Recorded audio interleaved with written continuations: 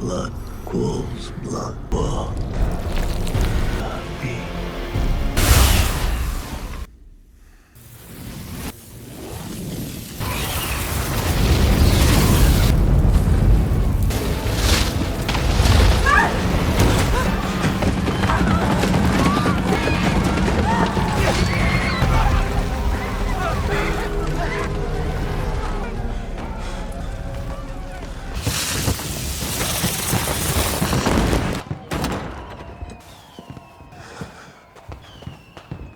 So soon.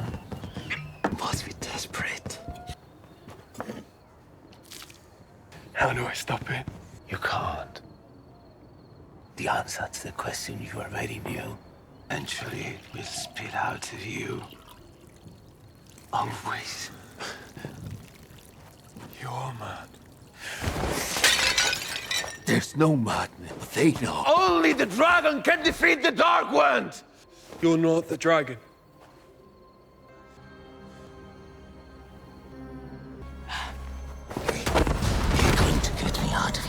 I'm the only one who can teach you. You can't help me.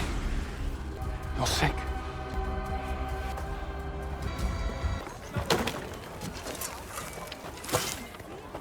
So sorry. It's not your fault. I didn't snuff the candles before bed. Maybe it's for the best. My family have a cabin up near Kinslay's Dagger. Used to go there all the time as a girl. But after I took over the inn... You want to come? Sorry. You say that one more time and it's going to lose all meaning. If you do really want to be alone.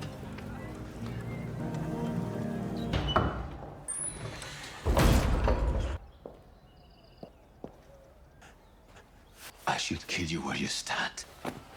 So how are they treating you? Like if I had to fly without wings. And your mind? Have you started training him yet? You sent him here too. Where's he staying? You took everything from me.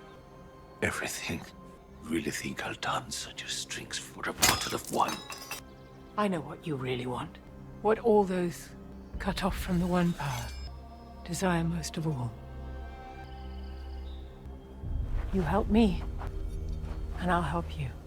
Where's he staying? He's staying at an inn. He has as much power as I did, but he fears it. You will teach him everything you know about channeling, however long it takes. And at the end, if I'm satisfied with his progress, I'll leave the knife with you.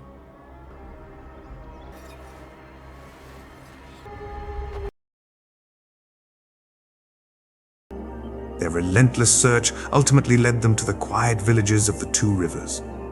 On winter night, Trollocs descended upon Emond's Field. Moiraine, guided by forethought and preparation, persuaded and escorted Randall Thor, Mat Cawthon, Perrin Ibarra, Egwene Ovair, and Nynaeve Mira away from doom. Along the way, they braved dangerous foes and tests of character that would bind them into the fate of ages to come. At the eye of the world, Moiraine recognized Rand as the Dragon Reborn as he channeled in the face of death at the hands of the Forsaken Agenor and Baal Zamon. Though the townsfolk of Shi'Enar remained skeptical, Moiraine knew her purpose would finally begin in earnest. The road to Tear and the battle for destiny. In the third book, The Dragon Reborn, Rand sought solitude to shield his friends from danger, setting off toward the Stone of Tear. Moiraine, Lan, Perrine, and the Ogier Loyal pursued him across the land, battling Darkspawn and Darkfriends, all while guiding and testing his resolve. Simultaneously, in Tar Valon, Mat Cawthon was healed of the dagger's corruption by Aes Sedai and regained his wit and strength. Meanwhile, Egwene, Nynaeve, and Elaine scoured the tower for the Black Ajar's traitorous network. Their paths converged. Ultimately, all roads led to Tear. Within the enigmatic Stone of Tear, alliances and betrayals intertwined. Baelal, one of the Forsaken, confronted Rand. and it was Moiraine who intervened, wielding balefire to destroy him at the cost of dangerous tampering with fate. Rand drew the fabled Kalendor crystal Sword of Kings, sealing his identity as the Dragon Reborn. Although Baalsamon fell, it was Isamyr who remained the true threat. Tyr's populace bent the knee, heralding the rise of a new warlord, sacrifice and disappearance. Years passed as Rand's struggle grew darker and more fragmented. Then, during the fires of heaven, Moiraine confronted Lanfear, a Forsaken consumed by jealousy and ambition. She forced Lanfear through a mysterious red door portal into another realm, stepping through herself. The door vanished, both appeared lost. Lan fell to his knees. All believed Moiraine was gone forever. The heat of the Cairhien sun beat down on the docks of Cairhien's river harbor, yet the tension in the air was colder than any winter wind. The wagons bearing the Ter Angral for the Cairhienan nobility's inspection had just rolled past when Moiraine sensed it. An oily ripple in the air, a sudden sharpness in the weaves of the One Power. Her eyes found the source instantly. Lanfear. The Daughter of the Night emerged with the grace of a predator. Her white dress luminous against the shadows, her beauty so sharp it was almost painful to look at. And she was furious.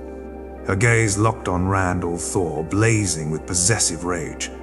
Words were exchanged, accusations, promises twisted into threats, but Moiraine knew the Forsaken's mind was set. Lanfear would either claim Rand or destroy him. The first strike came like lightning. A spear of fire lanced toward Rand, forcing him back. Moiraine stepped between them without hesitation, weaving flows of air and spirit, deflecting the attack in a blinding flare. She could taste the strength in Lanfear's weaves, raw, ancient, and almost overwhelming. The dock became a battlefield of invisible forces. Planks shattered under the strain of flows of earth. Waves rose and crashed as water and air collided. Lanfear struck with speed and cruelty, weaving illusions that made her seem to be everywhere at once, striking from impossible angles. Moiraine countered with precision, each weave a calculated move to buy time and keep Rand alive. But Lanfear was stronger, and Moiraine knew it. She couldn't defeat her in open combat.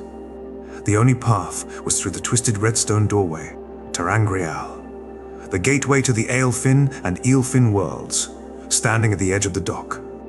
In a final, desperate maneuver, Moiraine feigned a stumble, drawing Lanfear closer to the doorway.